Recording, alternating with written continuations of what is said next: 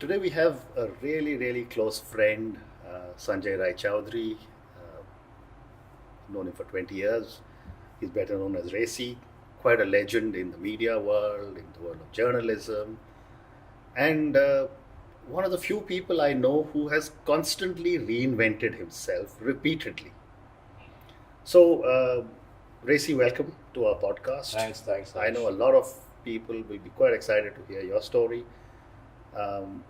I'm not sure how many times you have sat in front of a camera, but you've been behind a camera millions and millions of times. That's right. So I'm really grateful you have agreed to join us. Most welcome. RayC, talk to us a little bit about your early journey and what made you choose journalism and as a career, and then what made you transition into television, which at that time was one of the hottest things going. See, the answer to that is actually really simple because in college I did English literature. And after you graduate in English literature, there are very few options left to a man, and especially in that day and time.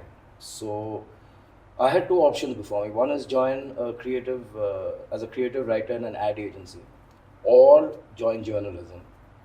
And none of these I was really particular about. At that time, a friend told me that a new mass communication center had just opened. It was in Jamia. And so I said, okay, let's give it a shot. And my parents were very keen that I do a master's after my BA. Though I was very keen to just start working.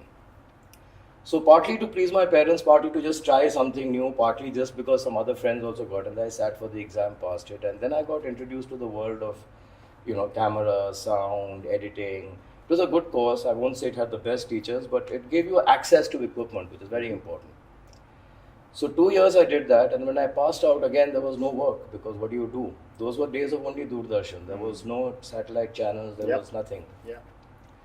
So I scrounged around, I was doing freelance work, doing documentaries for Doordarshan.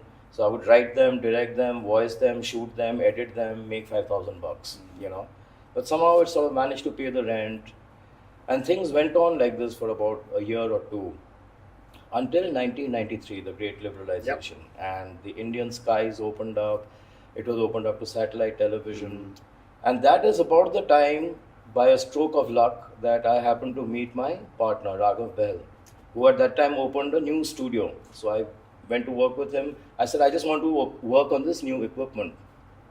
He said, fine, you get the work and you can work on the equipment. But what work, right? So that time I went around, I used to go around, we came up with this concept called classified video. So like you have classified ads, we did the same short version thing. So I used to go shop to shop in South Extension, Defense Colony, all the shopkeepers saying $20,000, we'll make an ad for you and we'll put it out on News Track, which was a thing that Raghav was anchoring that time. So 1 year we spent doing that, and then when the satellite thing came, Raghav said that let's try and do something. So we pulled in all our savings. I had no savings. Raghav put in his savings. And we made 2 pilots. The one was a show for the BBC. It was a business show. And the other was a lifestyle show called India Show. At that time, every print house, every big guy was trying to get onto that satellite bandwagon because it had just opened. So we were one of among about 100 pilots that these channels must have got. But as luck would have it, they liked ours. So we were the first Indian production company to have a show on BBC and a show on Star Plus. And what was that called? That was called the India Show. That was called India Business Report. Both these shows ran for, I think, almost about 8 or 10 years every week. Amazing. And that became the sort of the fount, so to say, for a whole lot of other programming. Because then all the channels started looking to us and they said, okay, TV18, it means there'll be good quality. And then it's got the big problem that all entrepreneurs face. How do you scale and keep up the quality? So for a period of about 5 or 6 years, we grew almost like 2x, 3x every year. We had a sign saying, trespassers will be recruited. So there was a mad churn of people just kind of coming and going. And then we IPO'd in 2000, and that changed the game, of course, once you had some funding. Then we said we become the channel instead of providing stuff to the channel. So, and then after that, it's all history. I mean, we did Viacom 18, we tied up with CNN, CNBC, became one of the biggest networks, and then we sold out later. So before I come to the next question, I mean, I also did English literature, but not honors. I did it in college, in school, and I was always fascinated with English literature, but I somehow didn't have an opportunity of going down the path you did. Maybe I would have been a billionaire like you. Ha ha ha! But, No, please. But and on another note, you talked of news track. I remember how we used to live in Singapore in those days, and we used to wait for the monthly news track video. Because that was the only news you had, the only apart news, from Doordarshan, absolutely. And just to share an interesting story, Singapore used to have very, very tight censorship laws. So when my first video arrived, it was taken to the censor board. And I think it had an ad from ITC or something for cigarettes. I used to work for ITC in those days. And 1 month later, I had to pay $100 for the censorship. And they edited out the cigarette ad. My God. So coming back, you said that the rest was history. I want to understand from you, because I know I've spoken to you many times in your journey. You mentioned in passing about the challenges scaling up.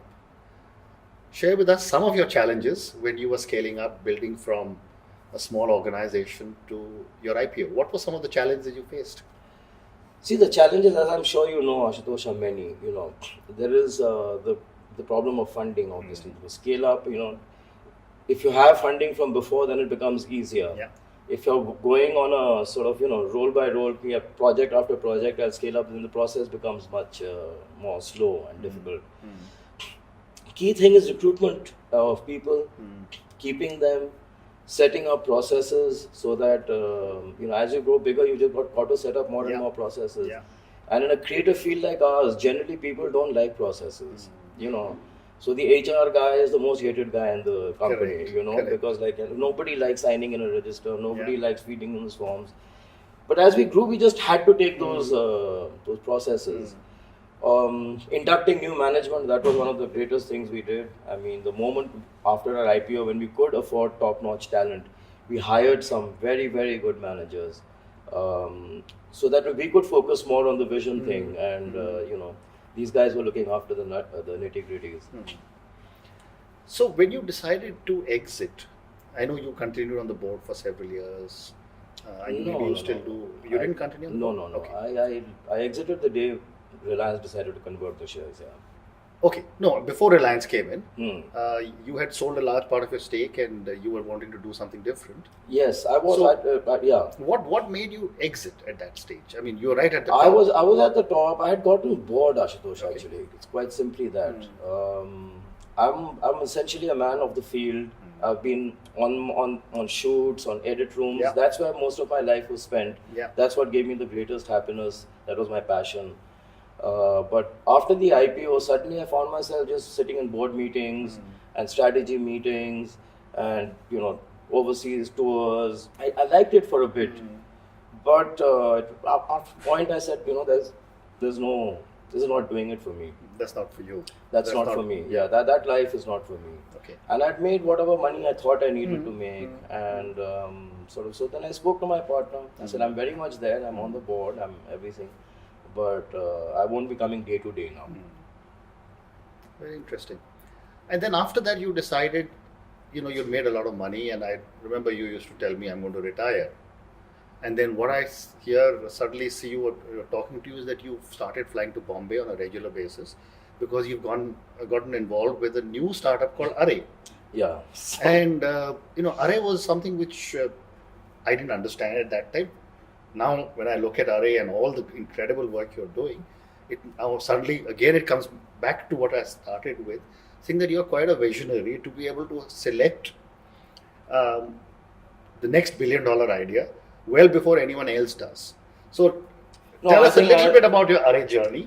I think you're being too kind, Ashutosh. I don't think I spotted $1 billion. Everyone is doing this now in digital. Okay. But so you started about 5-6 years ago. Yeah, we started 3-4 years ago. 3-4 years. And How that happened was actually again by accident. I told you I was wanting to get back into doing work, so I said, let me try making a pilot for a web series. And you couldn't have been going from shop to shop saying, I need some money and No. Right? So you were not at that stage. I just said, I was seeing some web series coming up. I said, this is a very interesting format. There is nothing like TV. There is no regulation. So let's have fun. So we made a little pilot called The Adventures of Abbas Mastan, which does not have any dialogue.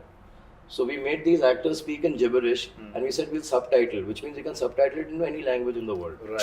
Right. So you just cross the barrier of language, and it was a mad idea, which you can only do in digital.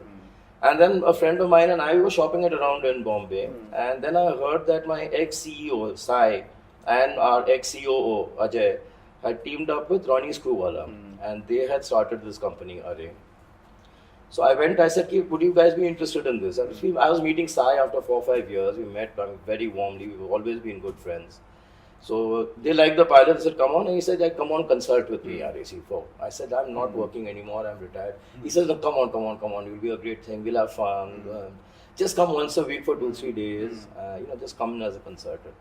So it started like that. I came in as a consultant, a great bunch of young people, talented. I love the team. And then about 6-8 months into that consulting job, Ronnie and Sai decided to part ways. So I bought over Ronnie's stake because by then I knew what was going on. I liked the team. I have no illusions. I had no illusions and I have no illusions about how difficult the path is. Yeah.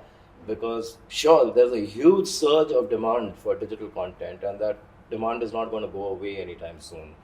But at the same time, there are a lot of people supplying that content also. So to stand out in that crowd, play the game. So we are 3 years old. Generally, startups fail in 5 years. So I think we'll see our 5 years. And then let's see where it goes. No, I think you're going to create another TV18 out of Array. I'm sure you will. I'm sure one day we will sit and talk again and you'll talk about all the things that you did. But coming back to Array, what are some of your challenges? I mean, you spoke. We are now at that critical scaling up phase, Ashutosh. In the first 3 years, what we've managed to do, I think, is build a brand that connects with our target audience, which are the millennials. We are across genres and across formats, which is something we wanted to be as a deliberate strategy, which is actually the only thing that marks us out from any other player. Because we are in text, we are in doodles, we are in audio, we do podcasts, we do fiction, video, we do non-fiction. And now we are doing shows for Netflix, for Amazon, for all the other OTT players. So again, same thing, scaling up.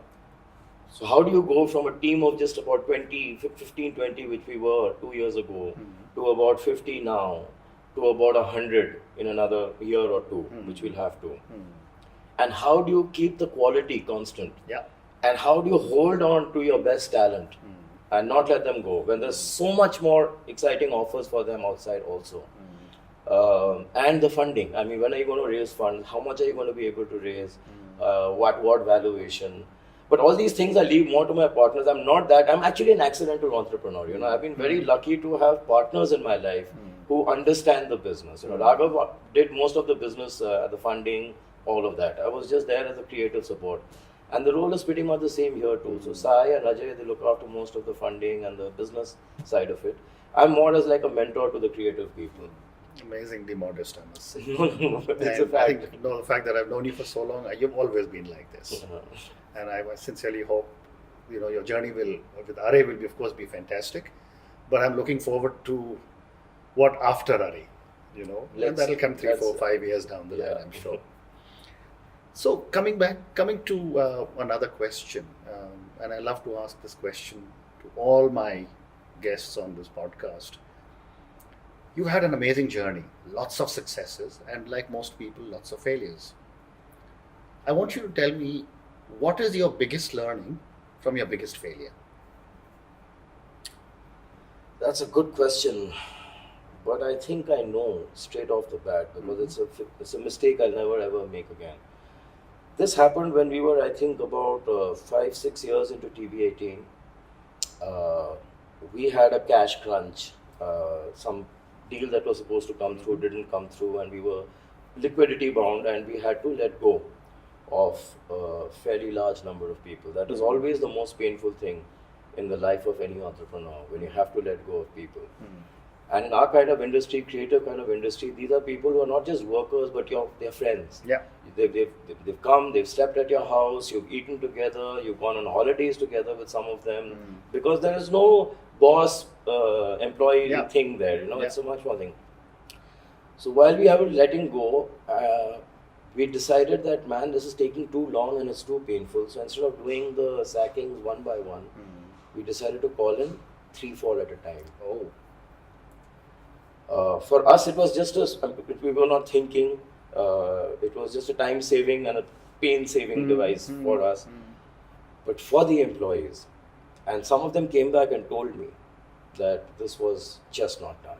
After you work, you don't give us the courtesy of a one-on-one interview. Amazing. You know, so that hurts till today. And I'd never do it again. And what have I learned from that? Is that your people are all there is. There is nothing else. Correct. You know, walls, stones, buildings, machines, nothing makes any difference. Yeah. It's all about the people. Correct. And you got to love and respect your people and take them along with you if you want to build anything great. Amazing. Yeah, you're right. You know how important people are to the organization. And you know, they are your greatest asset. And we keep on talking about, you know, the brand being an asset, which it is, your bricks and mortars being assets, but it's people who ultimately build organizations. Narayan Murthy had said, my best assets go home at 5 p.m. and they come in at 9 p.m., 9 a.m. Very true, very true. So one last question, RayC. You've been the quintessential entrepreneur, or you know, someone who's done multiple businesses, and while you spoke about TV18, but TV18 was like the proverbial elephant. The more you felt it, the more bigger you realized it was. I mean, you were in so many different businesses, and you were involved in forming lots of new companies, and ultimately knitted together into one apex organization. What would your advice be to young entrepreneurs who are starting off their journey? One is best of luck, man, because it's tough. It's not a walk in the park. It is very, very, very difficult. At the same time, there's nothing as fulfilling and you know, passion giving as entrepreneurship. So try, aim for the stars, but keep your feet on the ground. Know when to raise money. Know when to quit. It's very important. Absolutely. You know, if things are not going well, cut your losses, get out, try something else. And persevere. I mean, you just have to persevere, because it's never, there are going to be long, dark nights of the soul, for sure. There's no entrepreneur who's had a steady, even journey in his life. So be prepared for that. Be prepared, know what you're getting into, know it's for the long haul, and then all the best.